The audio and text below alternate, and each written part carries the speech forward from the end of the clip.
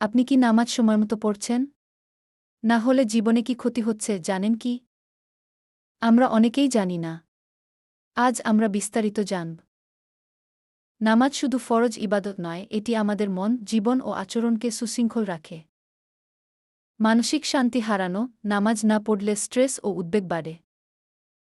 গুনাহ থেকে দূরে থাকা, নামাজ মানুষকে অনৈতিক কাজ থেকে বিরত রাখে। আল্লাহর সঙ্গে সংযোগ হারানো, নামাজ আমাদের আল্লাহর নিকটবর্তী করে। বরকত কমে যাওয়া, নামাজ না পড়লে জীবনের সাফল্য ও রিজিক কমে যায়। সামাজিক প্রভাব, নামাজ মানুষকে নৈতিক ও সামাজিকভাবে শক্তিশালী করে। একজন ব্যক্তি নামাজ বাদ দিতেন, তার জীবন এলোমেলো ছিল। নিয়মিত নামাজ শুরু করার পর আল্লাহ তাকে শান্তি ও সফলতা দিয়েছেন। নিয়মিত নামাজ জীবনকে সুন্দর ও বরকতপূর্ণ করে। ভিডিওটি ভালো লাগলে চ্যানেলটি সাবস্ক্রাইব করুন।